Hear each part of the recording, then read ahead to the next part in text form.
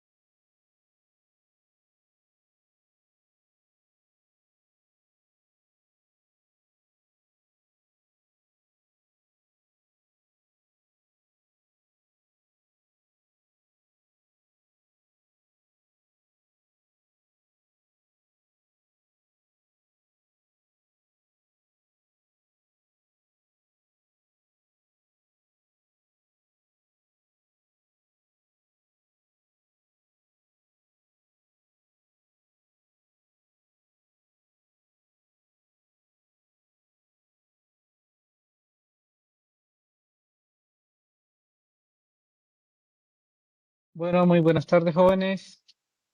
Un gusto tenerlos de nuevo aquí en las clases de reforzamiento de la Olimpiada.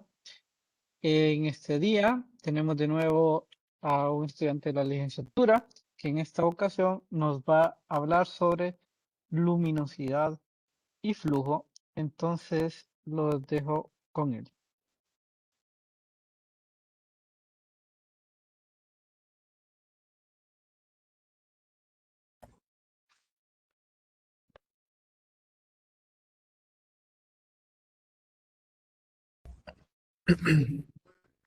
Eh, Buenas tardes a todos.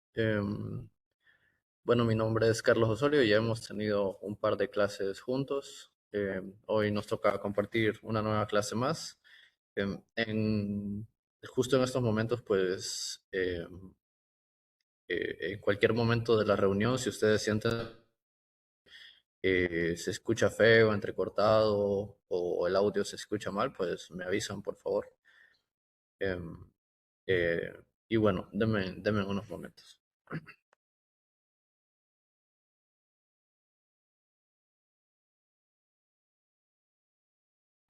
Bueno, denme unos momentos, ya vamos a comenzar la clase.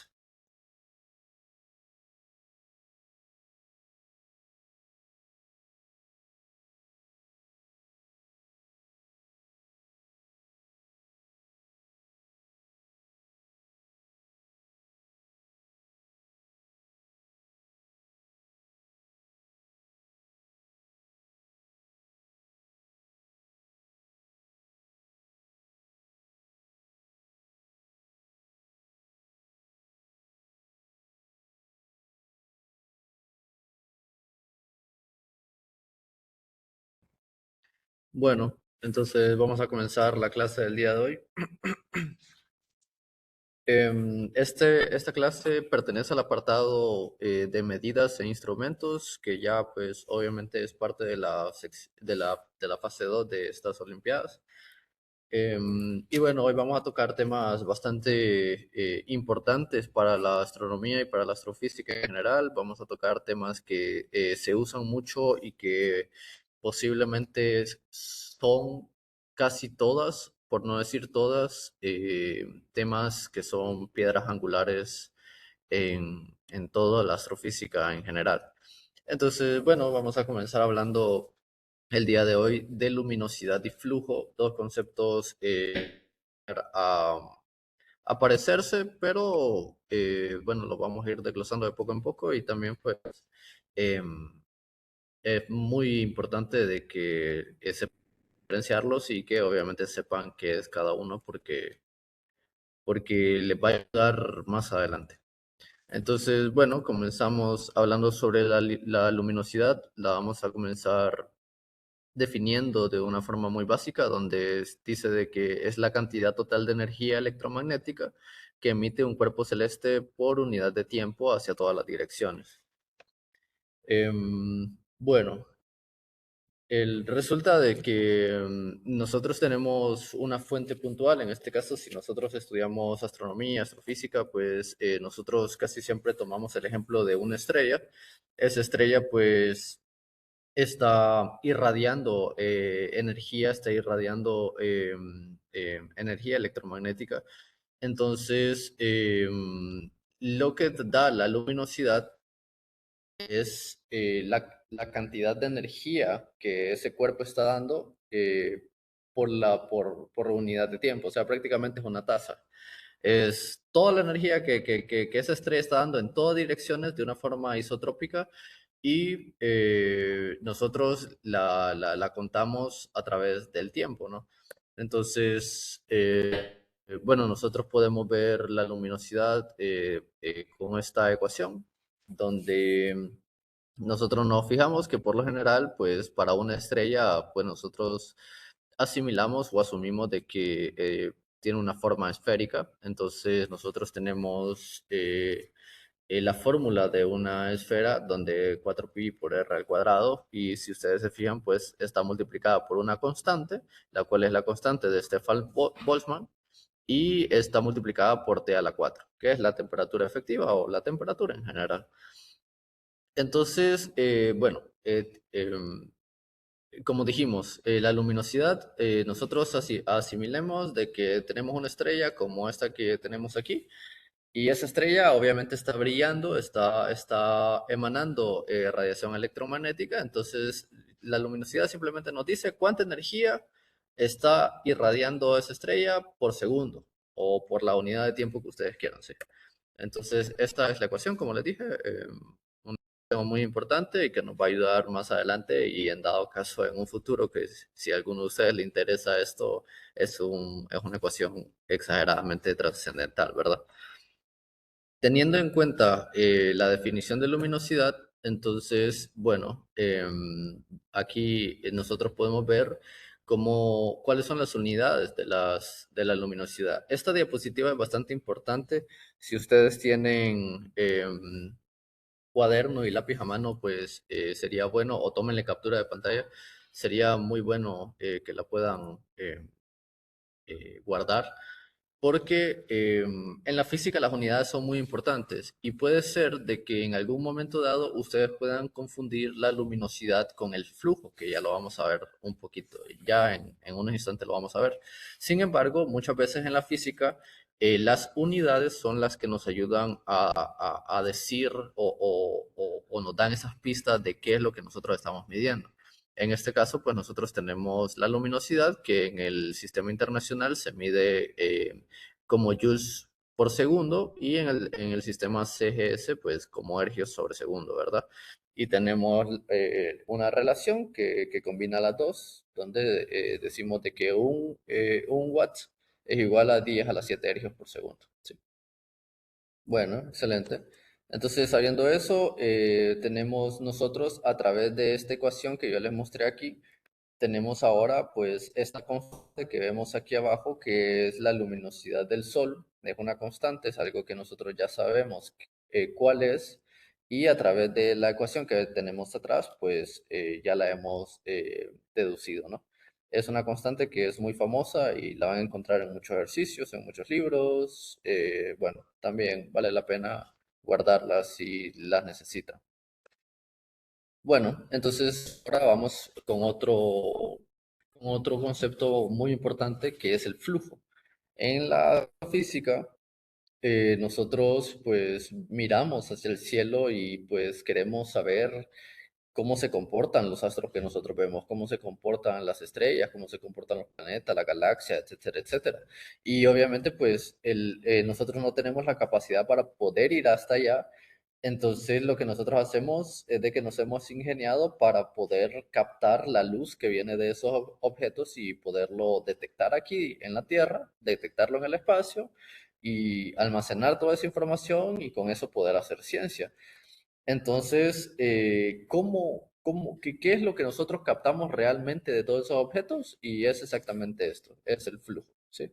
El flujo nosotros lo vamos a medir como la cantidad de energía por unidad de tiempo que atraviesa una unidad de área expuesta perpendicularmente a la radiación. Entonces, fíjense bien, nosotros habíamos dicho que la luminosidad era la energía que un cuerpo emanaba por unidad de tiempo en todas direcciones. Ahora, nosotros estamos diciendo de que el flujo también es energía por unidad de tiempo, pero esta vez le sumamos una unidad de área, o sea, nosotros lo podemos ver justamente en esta imagen, ¿sí? Tenemos aquí una estrella, una fuente en general, la que ustedes quieran, y tenemos que esa estrella, por ejemplo, está emanando radiación, ¿verdad? Eso como la imagen que teníamos atrás. Esa radiación está saliendo, esa radiación es energía por unidad de tiempo, pero ahora lo estamos analizando en un área determinada. Si nosotros nos vamos para atrás y vemos la estrella, nosotros decíamos de que la luminosidad es la energía por unidad de tiempo que emana la estrella en todas direcciones. En este caso, ya para el flujo ya no va a ser en todas direcciones, sino de que va a ser en un área específica, en un área determinada, ¿sí? Entonces, si nosotros comprendemos esto y nosotros nos enfocamos en la imagen que tenemos aquí a la derecha, podemos hablar de algo que se llama la ley del cuadrado inverso. Y es esta fórmula que ustedes ven aquí. Es simplemente el flujo es igual a la luminosidad entre 4pi por la distancia al cuadrado, ¿sí? ¿Qué es lo que nos está diciendo esta ley del cuadrado inverso? Nos está diciendo que si nosotros suponemos una emisión isotrópica, o sea, de que es uniforme en todas direcciones, la energía emitida por una estrella se distribuye homogéneamente sobre una esfera concéntrica de radio d. Que esta d que ustedes se fijan aquí es la distancia que hay entre el observador y el astro, ¿sí? ¿Qué es lo que nos está diciendo esta ley? eh, a grandes rasgos, qué es lo que nos está diciendo de forma un poco más simple, es de que a medida nosotros vamos aumentando la distancia eh, de la fuente hacia el observador o hacia el detector o hacia el receptor de toda esa radiación, entre más largo se encuentre, entonces el flujo va a empezar a caer. Si ustedes se fijan, esto es una división común y corriente, una división normal. Entonces, si esta D se va haciendo cada vez más grande, entonces un número en el denominador muchísimo más grande que un número en el numerador, entonces obviamente lo va haciendo más pequeño y lo va haciendo más pequeño y así sucesivamente. ¿Qué nos dice la ley del inverso cuadrado? En palabras sencillas, como para que podamos guardárnoslo en la cabeza, es de que entre más largo esté el observador de la fuente, menos flujo va a recibir, ¿sí? Entonces, aquí en esta diapositiva también podemos ver las unidades del flujo. Como dije anteriormente, es bastante importante. em, Era bastante importante guardarnos las unidades de luminosidad para poder entender también cuál es la diferencia con el flujo. Y bueno, también podemos verlo en las unidades, donde en el sistema internacional habíamos dicho que la luminosidad era joules por segundo. En este caso son joules por segundo, pero en este caso le sumamos los metros al cuadrado, que es el área, ¿verdad? joules por segundo, pues son los watts que nosotros vemos aquí. Y en el sistema CGS, pues tenemos ergios, o sea, energía por segundo, que es el tiempo, y le sumamos nuevamente el área, que son los centímetros al cuadrado, ¿sí? Listo. Entonces, bueno, aquí tengo una diapositiva para poder ilustrar la diferencia entre el flujo y la luminosidad. La luminosidad nosotros la podemos ver aquí justamente en la estrella, en esta estrella amarilla que nosotros vemos aquí.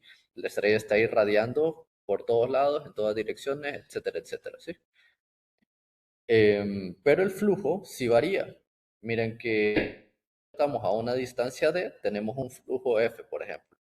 Si nosotros aumentamos el doble de esa distancia, ahora ese flujo va a ser un cuarto del flujo que teníamos anteriormente. Si lo aumentamos el triple, va a ser un noveno de lo que teníamos anteriormente. Y así sucesivamente. ¿Por qué?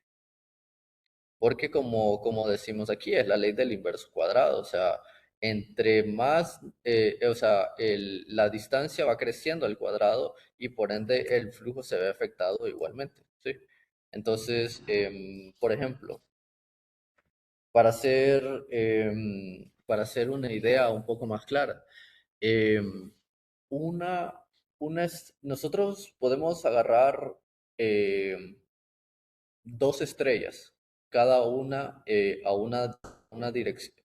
una distancia diferente del observador. Una está más largo que la otra. Entonces, puede ser de que las dos estrellas tengan la misma luminosidad. Puede ser. Pero si una está más alejada que la otra del observador, el flujo no va a ser igual. Entonces, hay que entender esa diferencia entre las dos, porque puede ser de que en algún momento, como les digo, puede ser de que sea confuso, puede ser de que se llegue a confundir, etcétera, etcétera, pero bueno, una simplemente es energía por unidad de tiempo y la otra es energía por unidad de tiempo por unidad de área, ¿sí? Bueno, si les queda alguna duda, pues háganmela saber y con gusto vemos cómo la resolvemos. Bueno, también tenemos que hablar sobre sobre los sistemas de magnitudes, comprendiendo ya lo que es la luminosidad, comprendiendo ya lo que es el flujo. Entonces ahora podemos hablar sobre magnitudes. Las magnitudes son una forma en como nosotros podemos ver qué tanta luz o qué tan brillante, por decirlo de una forma sencilla, por decirlo de una forma un poco sencilla de entender, qué tan brillante puede llegar a ser un objeto, qué tan brillante puede llegar a ser una fuente, qué tan brillante puede llegar a ser una estrella, por ejemplo. Entonces, bueno, nosotros en astrofísica, en astronomía, tenemos dos tipos de magnitudes. En primer lugar, tenemos la magnitud aparente, donde la magnitud aparente la vamos a definir de una forma muy, muy sencilla y vamos a decir que es la medida del flujo de un objeto tal como se recibe desde la Tierra. Entonces, en la magnitud aparente es muy sencilla, o sea, es simplemente el flujo que nos llega de un objeto cualquiera, o sea, no importa su distancia, no importa qué tan largo esté, qué tan cerca esté, simplemente es simplemente es la medida del flujo que nos llega a nuestro lugar de detección, ¿sí? Entonces, bueno, aquí tenemos una imagen donde podemos ver la escala de magnitud aparente en ciertos objetos, pues, que conocemos en general. Por ejemplo, vemos de que Júpiter tiene una magnitud aparente de -2,9. Tenemos que la Luna tiene una magnitud aparente de -12,6 y tenemos que el Sol tiene una magnitud aparente de -26,8.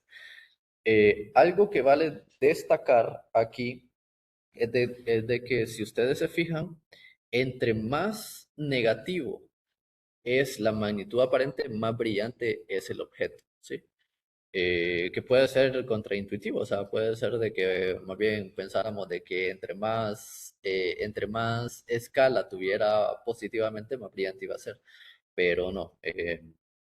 realmente pues así se van midiendo. Por ejemplo, tenemos aquí en este cuadrito que nosotros podemos ver aquí, tenemos magnitudes aparentes de otros objetos, como por ejemplo Venus, Marte, todos son negativos. Tenemos Sirio, que Sirio es la estrella más brillante en el firmamento, que es de -1,5.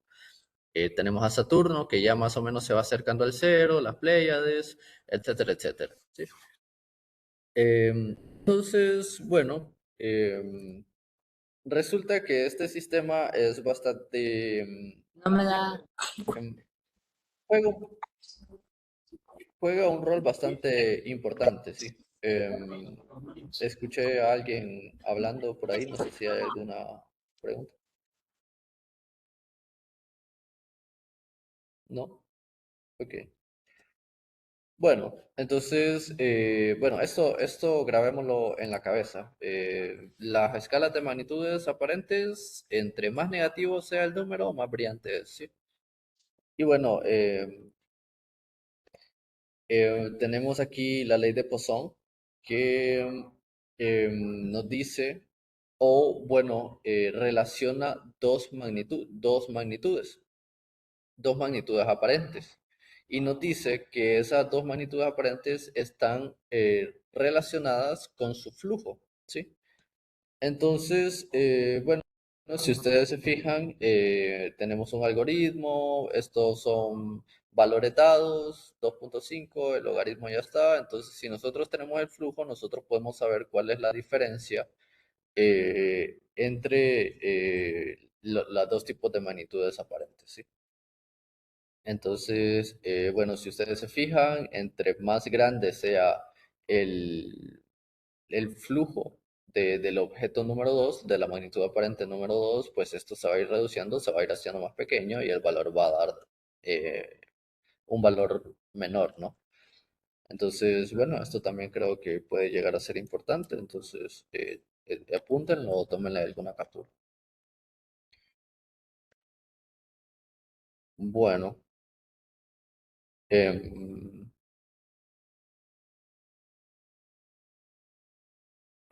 Ismael tiene la mano levantada, ¿tiene alguna pregunta? Sí, correcto. Tengo una pregunta. Sí, En dígame, lo dígame. de la ley, disculpe. Ok, ok. Dígame, dígame. Sí, en lo de la ley de Poisson, M2 y F2 son valores constantes o puede ser, por ejemplo, la magnitud aparente y flujo de cualquier estrella. Sí, sí, no, no, no, no. Son valores que esto varía del objeto que usted esté estudiando. O sea, lo que sí Ah, es que están relacionadas, M1 está relacionada con F1 y M2 está relacionada con F2. O sea, el objeto 2 este es el flujo del objeto 2 y el objeto uno este es el flujo del objeto uno. Pero son objetos en general, cualquier cosa, cualquiera que usted quiera. La fórmula es general y usted puede agarrarla para ver la magnitud aparente de cualquier objeto que usted. ok, gracias. Listo, listo. Em, Isis Álvarez también tiene la mano levantada. ¿Tiene alguna pregunta? Sí, con la fórmula dice 2,5 LOG, que es LOG. Es el logaritmo. El logaritmo, bueno, no sé si esto, muy buena pregunta, la verdad. No sé si ustedes ya han trabajado con logaritmo anteriormente. Hay logaritmos base 10, logaritmos base, de cualquier tipo de base, hay logaritmos naturales. Em, bueno, esto ustedes lo pueden encontrar en la calculadora. No sé si ustedes han usado calculadoras científicas o si usan la computadora o el teléfono. Existe la opción que se llama logaritmo y está un logaritmo natural que simplemente se denota como un ln y está este logaritmo que es el logaritmo base 10. em, eh, lo pueden usar. No es necesario que ustedes lo hagan a mano. Hay una deducción matemática de cómo se saca todo esto, ¿no? Pero no es necesario. Las calculadoras la tienen, los teléfonos lo tienen, las computadoras también lo tienen. Entonces simplemente tienen que buscar dónde está ubicado la opción y ya. No, realmente yo pensé que sí, que ya habían trabajado anteriormente con logaritmos. Pero no es nada difícil.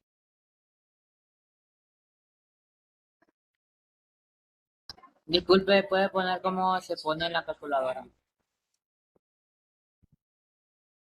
Bueno, si quieren, dejemos esa opción para el final y al final vemos cómo resolvemos ese problemita. Porque no tengo la calculadora a mano, pero dejémoslo para el final. Me recuerdan al final de la clase, por favor. Bueno, quedamos con ese pendiente. Bueno, continuamos. Ahora vamos a hablar también sobre la magnitud absoluta. Teníamos la magnitud aparente, ahora tenemos la magnitud absoluta. Si ustedes se fijan, aquí atrás nosotros tenemos la magnitud aparente como una m minúscula, son m minúsculas, y en este caso, para poderla diferenciar, vamos a tener la magnitud absoluta como una m mayúscula. Y la vamos a definir de una forma sencilla para que se pueda entender. Y vamos a decir de que la magnitud es la magnitud aparente que tendría un objeto celeste si se colocara a una distancia fija estándar de 10 parsec, donde 10 parsecs son aproximadamente 32.6 años luz. O sea, a escalas de nosotros es algo exageradamente lejos, a escalas universales, pues no es tanto que se diga. Entonces, ¿cuál es la diferencia entre la magnitud absoluta y la magnitud aparente?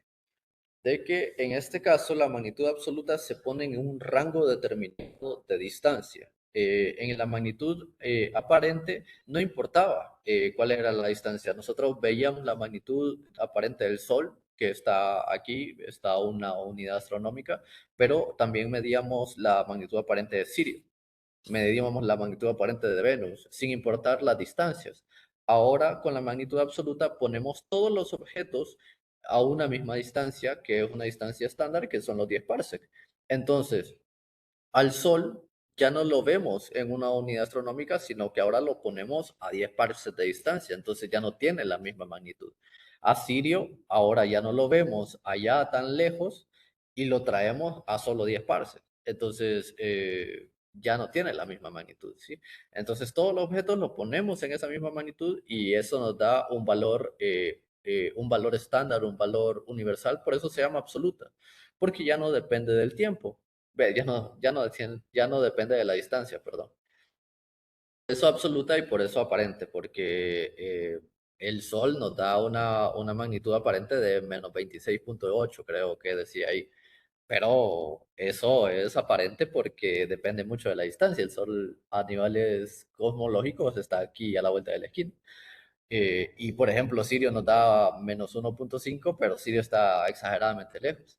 Entonces es aparente, o sea, es relativo, depende mucho de la distancia, mientras que la magnitud absoluta ya no depende de la distancia. Lo ponemos a una distancia fija y bueno, eso va a ser la magnitud que nosotros veamos, ¿sí? ¿Por qué es importante todo esto? Bueno, porque en primer lugar, pues nos permite tener un sistema de referencia. Nosotros sabemos que es muy importante tener sistemas de referencias, tener mediciones, tener como puntos céntricos donde empieza a orbitar todos los demás cálculos. Y en este caso es muy importante porque nosotros tenemos algo que podemos sacarlo de aquí que se llama el módulo de la distancia. El módulo de la distancia, otra vez aquí está esta fórmula y otra vez vuelve a aparecer el logaritmo. Ese logaritmo lo vamos a tener que resolver sí o sí al final de la clase para que pueda quedar claro. En este caso, si se fijan, es como bastante parecido a lo que ya teníamos anteriormente, a la fórmula de la magnitud aparente. Sin embargo, si se fijan, ahora esta fórmula lo que nos dice es la diferencia entre la magnitud aparente menos la magnitud absoluta de un objeto y ahora se multiplica por 5 multiplicado por el logaritmo base 10 de la distancia. Y eso pues dividido entre 10. Esto tiene una solución, tiene una base matemática, tiene una solución y una demostración matemática, pero creo que para el día de hoy y para los fines que ocupamos, creo que no lo vamos a determinar, tal vez en la siguiente fase se pueda profundizar un poco más si están interesados. Entonces, ¿por qué es importante esto? Porque ahora, si nosotros conocemos la magnitud aparente y la magnitud absoluta, nosotros podemos determinar a qué distancia están los objetos. Y eso ya es algo muy importante. Eso es prácticamente es estar haciendo ciencia. O sea, a partir de dos valores que nosotros podemos medir desde aquí de la Tierra, podemos medir flujos desde aquí de la Tierra, podemos determinar las distancias de los objetos. Es algo que, bueno, no sé cómo lo ven ustedes, pero creo que es algo muy importante y creo que es algo muy relevante también. Y asimismo, por ejemplo, si nosotros sabemos qué distancia tiene un objeto por otro método que nos haya funcionado, nosotros podemos determinar también cuál es la magnitud absoluta, cuál es la magnitud aparente. O sea, están relacionados todos, ¿verdad? Y es muy importante. Bueno, como dije, es la diferencia entre la magnitud aparente y la magnitud absoluta. Permite determinar distancias astronómicas de manera directa.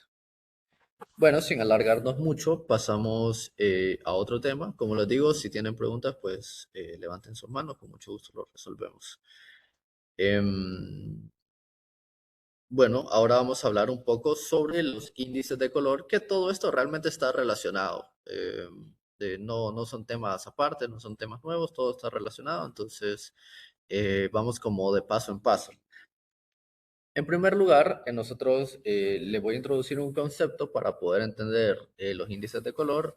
Hablemos un poco de algo que se llama fotometría de banda ancha, donde simplemente vamos a definirlo como los detectores y telescopios pues utilizan filtros para medir el flujo en regiones específicas del espectro electromagnético. Em, Nosotros sabemos que la radiación, el espectro electromagnético es la radiación en todas las longitudes de onda. Y nosotros, justo en estos momentos, estamos viendo la computadora, estamos viendo la sala, estamos viendo nuestra casa, vemos las casas, vemos el mundo en general, porque toda esa luz está llegando hacia nuestros ojos. Y esa luz tiene longitudes de onda, pues, determinadas. Nosotros vemos por qué esas longitudes de onda llegan hasta nuestros ojos y pues nosotros, esa es la luz, es el rango de la luz visible. Sin embargo, la luz no solo es lo que nosotros podemos ver, también hay luz infrarroja, hay luz ultravioleta, eh, etcétera, etcétera. O sea, es un gran rango de espectro electromagnético, ¿sí? Y que nosotros solo podemos ver un poquito de él. Entonces, volvamos a leer esto que debe ser muy importante para entender lo que vamos a hablar. Los detectores y telescopios utilizan filtros para medir el flujo en regiones específicas del espectro electromagnético. O sea, nosotros utilizamos filtros para poder ver objetos específicos, una galaxia, una estrella, lo que usted quiera. Utilizamos ciertos filtros que esos filtros lo que hacen es solo dejar pasar ciertas longitudes de onda. Digamos, por ejemplo, esta tabla que yo tengo aquí, tenemos filtros donde, por ejemplo, solo dejan pasar perdón, donde solo dejan pasar la luz ultravioleta, por ejemplo. Entonces, bueno, la longitud de onda central está ahí por los 365 nanómetros, por ejemplo. ¿Sí? Tenemos ciertos filtros para solo dejar pasar la luz visible, la luz azul, filtros solo para dejar pasar la luz roja, la infrarroja, etcétera, etcétera, ¿verdad? No sé si ustedes alguna vez han venido al observatorio o no sé si ustedes alguna vez han visto a través de un telescopio, si alguna vez han visto el sol o algo por el estilo. Bueno, el ejemplo cabe bastante solamente con el sol, porque para poder observar el sol usted no puede poner el telescopio y a rajatabla y ver el sol, o sea, no se puede. Arruina el telescopio y se arruina sus ojos para siempre. Entonces lo que hacen es de que se coloca un filtro para poder dejar pasar solo cierta cantidad em, de energía. Y muchas veces se utilizan filtros para dejar pasar solamente ciertos rangos de longitudes de onda, ¿sí? Entonces, aquí abajo dice, cada filtro proporciona una magnitud aparente asociada. Eh, donde pues la magnitud aparente del ultravioleta, la magnitud aparente del azul, la magnitud aparente del visible, que nosotros lo podemos, en vez de poner el MU, MB, MB, pues nosotros lo podemos poner simplemente como U, B y V, ¿sí? Como para poder simplificar las cosas. Esto es bastante importante porque ustedes van a ver estos filtros, los van a ver así como se muestra aquí abajo, con la U, la B y la V mayúsculas. Pero es importante que sepan que cuando lo vean, pues se está hablando de esto, ¿verdad? De esta tabla que nosotros estamos viendo aquí, de esos tipos de filtros y que están asociados con las magnitudes aparentes, ¿verdad? Entonces, ahora sí, hablemos de los índices de color. Los índices de color se obtienen al momento de restar las magnitudes aparentes de un mismo astro medidas en dos filtros diferentes. Volvemos aquí otra vez. O sea, simplemente es la diferencia entre uno de estos con uno de estos, con uno de este, con uno de estos. O sea, el filtro que usted quiera menos el filtro que usted quiera. En palabras sencillas, eso es. O sea, usted puede, el índice de color simplemente es la diferencia entre el filtro azul, por ejemplo, menos el visible. El filtro ultravioleta menos el azul, por ejemplo. Y bueno, nosotros tenemos esta, esta ecuación que nosotros vemos aquí. Otra vez el logaritmo ahí, o sea, como les digo, según yo, pues era algo de todos los días para ustedes, pero creo que cometí un error, planché ahí. Bueno, em, esta ecuación, por ejemplo, tiene dos iguales que simplemente nos dice que la B menos V, pues es lo mismo que estamos diciendo la magnitud aparente en el filtro azul menos la magnitud aparente en el filtro visible. Y todo eso va a ser igual a lo que nosotros ya teníamos aquí, lo que nosotros veíamos en la ecuación de Poisson, ¿verdad? Nos dábamos cuenta que la ecuación de Poisson, pues, nos decía la diferencia, cuál era la diferencia entre dos magnitudes aparentes, ¿verdad? Ok, entonces el índice de color no depende de la distancia, eso es importante, sino únicamente de la forma del espectro y la temperatura efectiva de la estrella. Y bueno, eh, eso es el índice de color. Simplemente es una resta que nos permite ver cuál es la diferencia entre un filtro y otro. ¿Sí? Aquí tengo una imagen donde se puede tal vez ilustrar un poco mejor para que se pueda entender un poco mejor. Si ustedes ven aquí, como estos tipos de campanitas con letras aquí abajo, en esta parte de acá, pues tenemos aquí, estos son los rangos de longitudes de onda que puede llegar a agarrar los filtros que nosotros hemos hablado. Digamos, por ejemplo, este es el filtro ultra. Entonces, cuando usted usa un filtro ultravioleta, este es el rango de longitudes de onda que puede llegar a agarrar ese filtro. Entonces, en lo alto de esa campana, en lo alto de esa parábola, es la longitud de onda que más le favorece a ese filtro, es la longitud de onda que más puede dejar pasar. Entonces vemos de que si un objeto tiene longitudes de onda un poco mayores, entonces ya el filtro ya no es tan bueno para dejar pasar ese tipo de longitudes de onda. Luego, pues agarramos un filtro azul, entonces vemos de que no es bueno para agarrar longitudes de onda ultravioleta, pero sí es muy bueno poder agarrarlos alrededor de los 440 nanómetros, y así sucesivamente. El visible, que este es el rango óptico, o sea, el rango que nosotros podemos ver. Prácticamente este es un filtro de nuestros ojos, por decirlo de una forma. Esto es lo que nosotros podemos, esto es lo que los ojos nos permiten ver, lo que deja pasar, la longitud de onda que dejan pasar. Más adelante, pues tenemos nuestro filtro ya de rojo, infrarrojo, etcétera, etcétera, ¿sí? Entonces, si ustedes se fijan, no sé si ustedes saben, pero lo voy a decir tal vez por alguna forma de repaso, en dado caso que ustedes sepan, que las estrellas tienen pues diferentes colores, ¿verdad? Y dependiendo del color, pues uno va asociando qué tan caliente puede llegar a ser una estrella. Por ejemplo, las estrellas azules son muy calientes y las estrellas rojas son más frías, entre comillas. No son frías a escalas de nosotros, pero a escalas universales puede llegar a ser que sí, ¿no? Entonces, las estrellas azules, como nosotros podemos ver, esta curva que nosotros vemos aquí, eh, pues, perdón, tiene esta curva que nosotros vemos aquí. En estrellas azules es más favorable usar filtros ultravioleta, filtros azules. ¿Por qué? Porque obviamente deja pasar longitudes de onda más favorables a ese tipo de estrella, ¿verdad? No le va a poner un filtro infrarrojo, no le va a poner un filtro rojo a una estrella azul gigante y extremadamente caliente. Sí puede, sí se puede. E incluso puede llegar a ser de que pueda llegar a ver algo. Porque si se fijan aquí el flujo, en el visible y en el rojo todavía hay longitudes de onda que llegan. Pero no es lo mismo estar observando solo este pedacito de aquí que estar observando todo el pico de flujo que tenemos aquí en el apartado de azules, ¿verdad? Y asimismo, en estrellas frías, en estrellas rojas, pues nosotros aplicamos filtros ya de infrarrojo, de rojos, tal vez visible, porque em, el pico del flujo pues es mejor en esas longitudes de onda, ¿verdad? Todo va a depender de qué tipo de astro o de qué tipo de fuente usted quiera observar y usted pues lo aplica a su preferencia.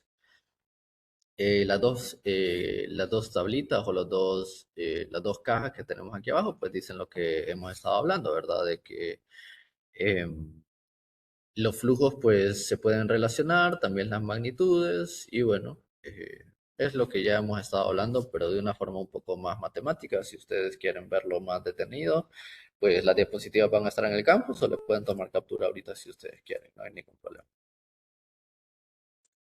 Ok, entonces, bueno, sabiendo todo eso, no sé si tienen alguna pregunta.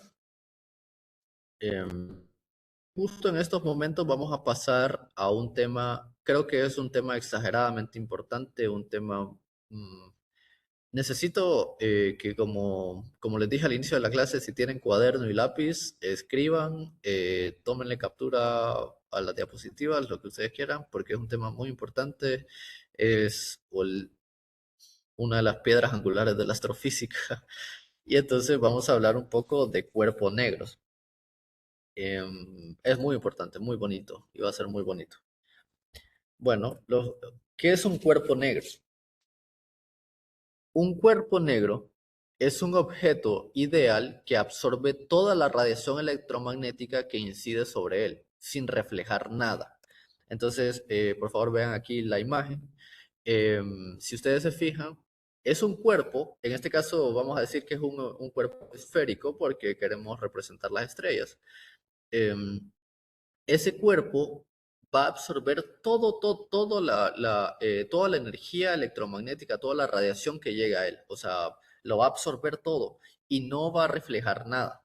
O sea, nada de esa luz la va a reflejar. Por ejemplo, em, cuando usted tiene un láser, cuando usted agarra y usted apunta ese láser hacia un espejo, el espejo rebota eh, rebota ese láser, ¿verdad? Lo está reflejando. Por ejemplo, si nosotros nos vamos al espejo ahorita mismo y nosotros nos estamos viendo, lo que está haciendo el espejo es rebotar toda la luz que está incidiendo hacia nosotros y lo está mandando hacia nuestros ojos y por eso podemos vernos en el espejo. Esto va a ser completamente lo contrario. Toda la luz, toda la radiación que llegue hacia él no la va a rebotar, no la va a reflejar, sino que la va a absorber toda. Y la va a absorber y la va a absorber y la va a absorber. Y la única forma en que este cuerpo devuelva algo de energía va a ser por medio de la radiación emitida. O sea, lo que el cuerpo negro emita simplemente va a depender de la temperatura del cuerpo negro. Entre más caliente esté el cuerpo negro, entonces va a irradiar un tipo de radiación, valga la redundancia. Entre más helado, va a irradiar otro tipo, y así sucesivamente. O sea, no va a reflejar luz, simplemente va a emanar dependiendo su temperatura. Para que quede más claro, aquí tenemos esta definición que es la emisión térmica. Cuando está en equilibrio, o en este caso en equilibrio térmico, a una temperatura determinada, emite radiación espectral continua que depende únicamente de su temperatura y no de su composición material. O sea, no importa de qué está hecho el cuerpo negro, no importa de qué está hecho una estrella, no importa de qué está hecho cualquier cosa que se pueda modelar como un cuerpo negro. Eh, no importa de qué está hecho, puede su núcleo estar hecho de hierro, de níquel, de lo que sea.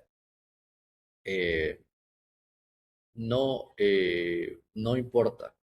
Lo que va a importar es a qué temperatura está ese cuerpo, y dependiendo de la temperatura, pues eso es lo que nosotros vamos a poder ver cuando nosotros vemos gráficos y todo por el estilo, ¿sí? Entonces, bueno, em, aquí entra algo, una de las ecuaciones más importantes, creo, de la astrofísica y de la física en general, que es la ley de Planck, el cual nos permite describir la radiación espectral. O sea, lo que estamos hablando es lo que emite un cuerpo negro. Nos permite describir cómo emite un cuerpo negro en función de su longitud de onda y la temperatura absoluta. Entonces, bueno, esta puede ser de que se vea un poco fea, puede ser de que la sientan un poco difícil y bueno, eh, creo que no vamos a ahondar mucho en ella porque puede ser de que se le dificulte bastante. Cuando ustedes pues vayan ahondando un poco más, tal vez en la fase número 3 se pueda ver con un poquito más de detenimiento y se puede explicar un poquito más. Es muy importante y describe muchas cosas en la astrofísica en general, ¿sí? Entonces, ustedes quédense con que esta ecuación es la que describe cómo irradia un cuerpo negro, ¿sí? Esta ecuación es la que describe la radiancia espectral, ¿sí? Es lo que, es la radiación que emite un cuerpo negro, ¿sí? Entonces, a este lado derecho que nosotros tenemos aquí, nosotros estamos viendo cómo emite un cuerpo negro. O sea, aquí estamos viendo cuál es el espectro de un cuerpo negro. Aquí al lado en el eje vertical nosotros tenemos la intensidad espectral. Podemos decir de qué flujo, no importa, la intensidad espectral. Y aquí la longitud de onda. Entonces, si ustedes se fijan, entre más frío es un cuerpo, en este caso hablemos de estrellas, podemos concentrarnos solo en estrellas. Un cuerpo negro no necesariamente solo son estrellas. Las estrellas se pueden modelar como cuerpos negros, no cuerpos negros perfectos, pero se pueden modelar y dan pues un muy buen aproximado. Entonces, si ustedes se fijan aquí, entre más frío es una estrella, dando un ejemplo, ¿verdad? Solo dando un ejemplo.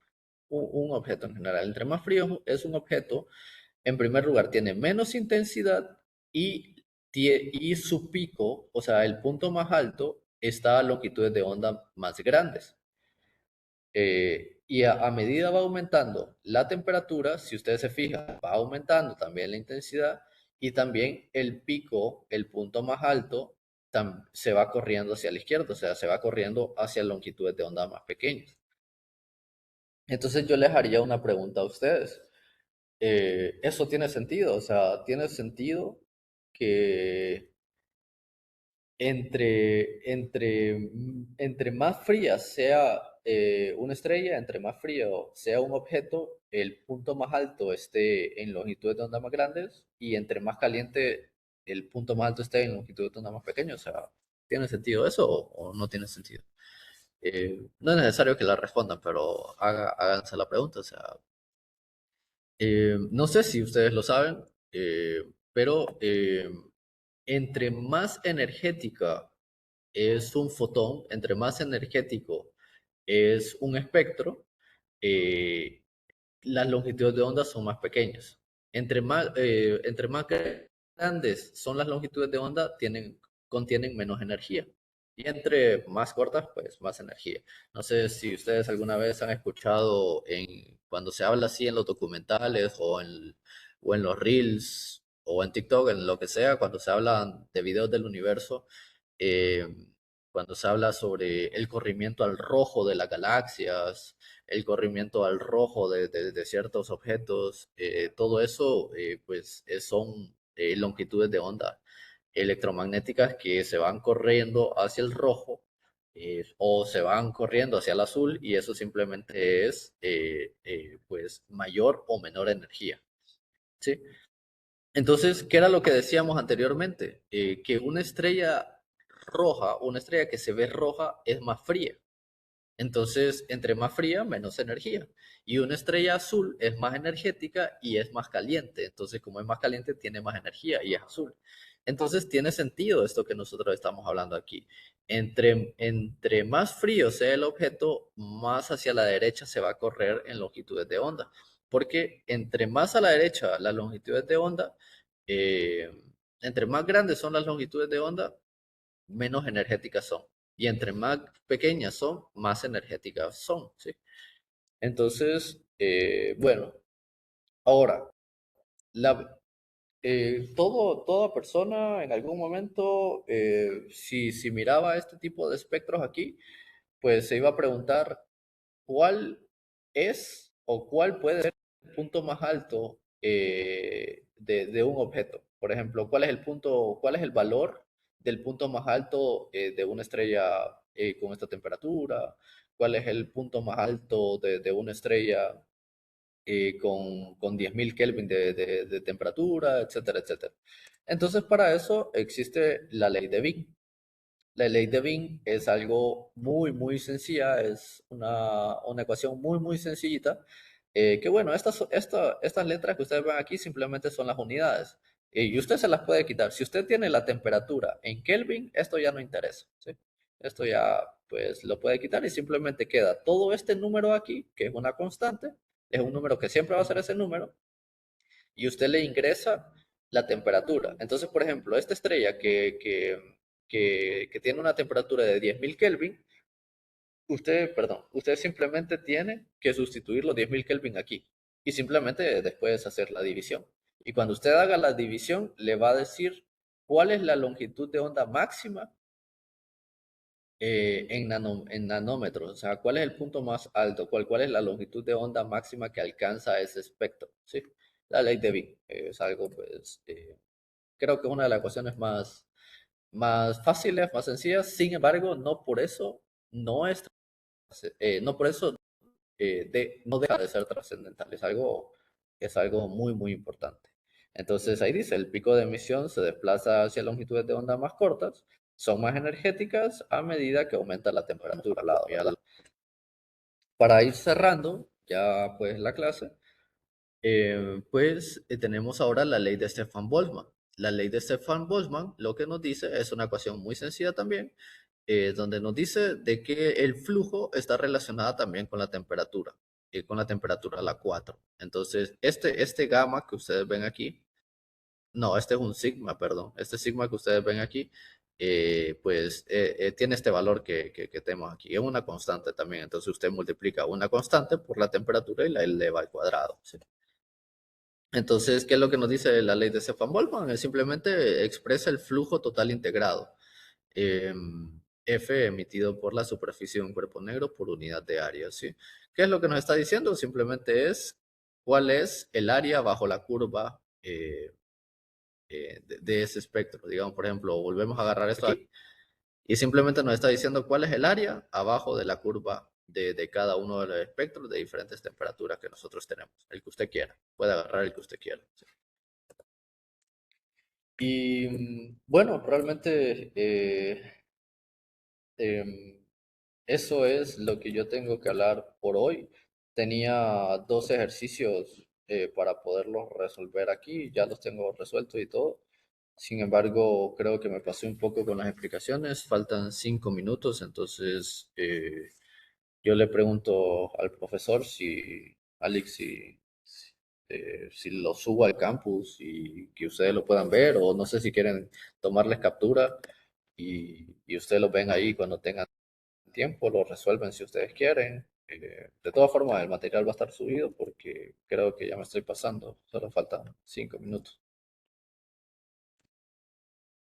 Em, Bueno, solo recordarles que esta clase pues será subida al canal de YouTube, entonces ahí ustedes pueden ver, pues verla totalmente, ¿verdad? Ver todas las diapositivas y ver los ejercicios que están plasmados aquí. Una pregunta, con la fórmula de magnitudes, en algún momento tendríamos que pasarlo a forma exponencial. ¿Cómo así? Que el logaritmo se pase a forma exponencial. Em, pues si usted tiene un logaritmo, puede ponerlo de forma exponencial en cualquier momento, pero creo que es muy poco frecuente. Eh, Vamos a poner la original. Esa. Como le digo, si usted tiene un logaritmo, pues se ve más que todo en los logaritmos naturales, pero de alguna u otra forma se puede, sí se puede, o sea, matemáticamente se puede, pero es muy poco frecuente. Por lo general, eh, no creo que usted lo necesite o que en algún problema tenga que utilizarlo. Tal vez si en algún momento usted quiera, pues, usar algún flujo, pero como es un logaritmo a base 10, cuando usted despeja, realmente lo que no le queda un exponencial como tal, sino que simplemente eleva todo esto que usted mira acá. Sí se puede, pero es muy poco frecuente. Creo que no lo utilizaría. No creo que llegue a ese punto. Eso es lo que trato de decir. Matemáticamente sí se puede, pero mm, no creo que se necesite en algún momento. Gracias. Listo. Otra pregunta. Bueno, el problema es de que yo no tengo calculadora aquí. Quiero mostrarles cómo es un logaritmo en una,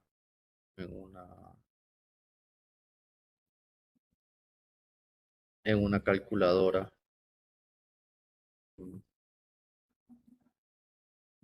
Déjenme ver si puedo hacer algo. Cuando ustedes agarran una calculadora, eh, ustedes pueden ver algo así, algo parecido a esto. Entonces, si ustedes se fijan, en toda calculadora tienen cosenos, tienen senos, tienen tangentes, las raíces cuadradas, el pi, etcétera, etcétera. Y si ustedes se fijan, aquí, en este lado de aquí, tienen algo que se llama log. Bueno, no, ni siquiera sé si ustedes lo están viendo bien o si lo están viendo dado vuelta, porque yo lo estoy viendo dado vuelta, entonces creo que puede llegar a ser un mal ejemplo si lo están viendo dado vuelta. Pero en toda calculadora ustedes van a encontrar algo así. Van a encontrar una ln, que este es un logaritmo natural, y este es el que nosotros en las presentaciones, el log, logaritmo base 10, ¿sí? Entonces, bueno, en dado caso, pues usted tiene esto aquí, usted le da el log y usted le mete cualquier valor que usted quiera, ¿sí? Entonces, eh, mm, como les digo, creo que planché porque según yo, pues tenían claro que era un logaritmo, y por eso no pude traer una calculadora. Pero creo que con una calculadora sería mejor el ejemplo. Sin embargo, como les digo, es bastante sencillo. Usted simplemente agarra una calculadora y busque el mismo nombre que está en la ecuación. Así se llama, log, L-O-G. Y ese es el logaritmo natural. Ve el logaritmo base 10.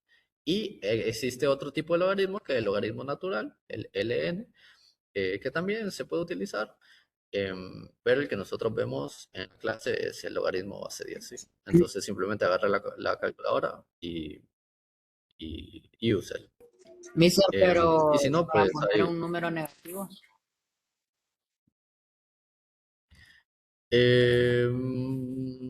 Ya voy.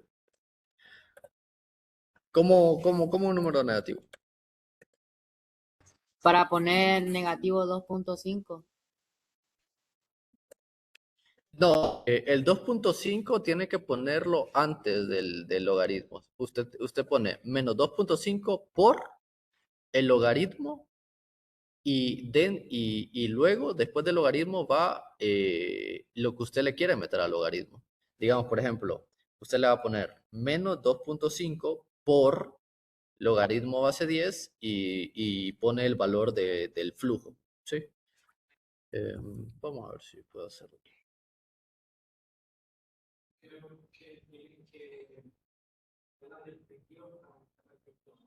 Ok, voy. Guárdense esta ecuación de aquí, porque voy a quitar la diapositiva para ver si se puede llegar a ver mejor. Entonces guárdense esa que está ahí. Ok, entonces, ¿me ven mejor? Ok. Bueno, vamos a ver.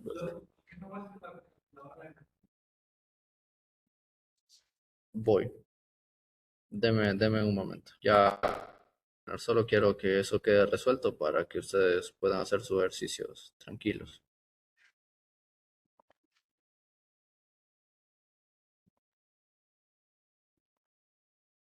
Deme un momento.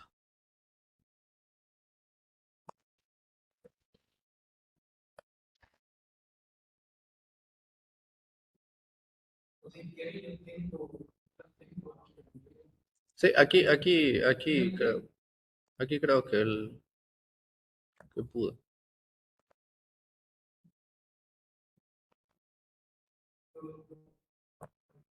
Sí. ¿Están viendo? ¿Se ve la pantalla? Ah, bueno. Ahora miren. em, por ejemplo, este aquí, la calculadora tiene, esta aquí, miren, tienen esto que se llama log. Miren, lo pueden ver en cualquier tipo de calculadora, algo así. Es un log. Entonces, por ejemplo, lo que ustedes van a hacer es de que la ecuación dice menos 2.5 y eso lo van a multiplicar por el logaritmo. Cuando ustedes miren este log, si ustedes se fijan, no tiene el 10. Em, pero ya se sabe que es logaritmo base 10, entonces no se preocupen. Perdón. Entonces, si ustedes se fijan, después del logaritmo va la división de los dos flujos, ¿verdad? Entonces yo les recomendaría que hagan primero la división entre los dos flujos y el valor de eso lo meten ahí. Digamos, por ejemplo, que el valor le dé, no sé, qué sé yo, eh, no sé, un valor típico de un flujo, eh, un 0.5, pongámosle solo porque sí. Y bueno, le da un valor que ese valor significa la diferencia de las magnitudes aparentes, ¿sí? Eh, hagamos otro ejemplo. Sí, sí. O sea, simplemente les estoy enseñando cómo pueden ponerlo en la calculadora para que no se confundan. O sea, la ecuación decía menos 2.5 y ahora porque es una multiplicación, el logaritmo. O sea, ustedes están multiplicando el menos 2.5 por el logaritmo base 10 y el valor de la división entre los dos flujos, ¿sí? Entonces, como les digo, primero hagan la división, que los dos flujos son números, o sea, les va a dar un número. Entonces, simplemente es una división como lo hemos visto desde la escuela. Un número arriba, un número abajo y hay que hacer la división y ese valor lo van a ingresar después del logaritmo base 10. Y bueno, digamos que el flujo es 1.5 y le da ese valor negativo. Entonces nos está diciendo de las diferencias aparentes de esos dos objetos es un menos 0.44. ¿Ok? Em, bueno, no sé si con eso dejo un poco claro ese tema. por favor, lo confirman, porque me gustaría que se vayan con la idea clara, para que puedan hacer sus ejercicios, para que no tengan problemas. Cualquier cosa, Mister, pues, ya saben. Dígame, dígame. Mister, una pregunta. ¿Por qué no se puede con números negativos? Porque es un logaritmo. El tema de los logaritmos es que, bueno, para poderlo explicar,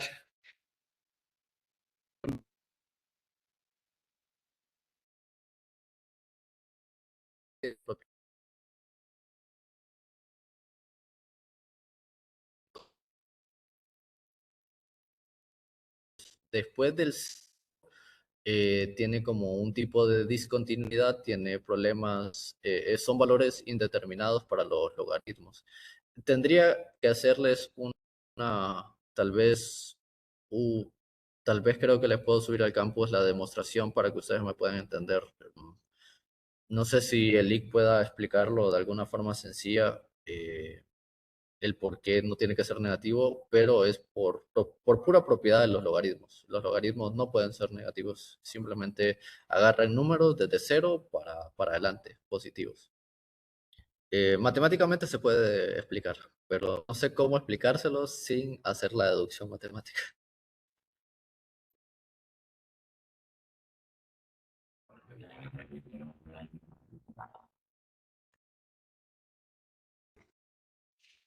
Em, no sé si hay otra pregunta, otra duda. Nos estamos pasando 6 minutos. Me disculpan un poco por su tiempo, pero es necesario que se vayan con las ideas claras.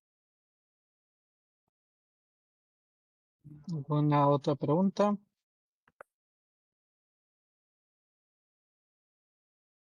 Igual recuerden que esta clase la vamos a subir ahí en el campo virtual. Van a tener acceso a ella para que lo puedan repasar cuando quieran. Pueden repasar el ejercicio que estaba al final para ver si ustedes pueden meterlo en la calculadora y ver si le dan los mismos resultados que le dan en el ejercicio para que aprendan a usar la calculadora. Si no lo han visto en la escuela, eso de los logaritmos, pues pueden ponerse a investigar un poco ahí con algún video de YouTube. eh, Sencillamente lo pueden investigar y ver cómo funcionan, cómo los pueden meter en la calculadora y eso. Entonces les recomiendo que lo repasen también porque sí es importante, al menos en algunas ecuaciones, para poder calcular algunos parámetros. Bien, listo. Entonces, si no hay más preguntas, nos vamos a quedar aquí el día de hoy. Espero que hayan aprendido. Espero que les haya servido la clase. Si no, pues igual la pueden repasar, ¿verdad? Ya saben ustedes. Bueno, entonces muchas gracias a estudiante Carlos Osorio por la clase el día de hoy. Entonces nos vemos mañana en la siguiente clase. Muchas gracias. Nos vemos, buenas Buenas noches. noches, nos vemos. Buenas noches. Buenas noches. Buenas Gracias, noches. buenas noches. Mister, ¿Sí? ¿cuándo van a dar guía a todo esto para cuando hagamos el examen? ¿Cómo guía? Como una pauta. Pauta, comas, pero ¿cómo? ¿Después del examen o...? Antes del examen para repasar. Ahí está, en el campo virtual, ahí dice guía de estudio. Ah, ok, Ahí en el gracias, campo mister. virtual aparece en la fase 2 una guía de estudio. Ahí ustedes pueden repasar.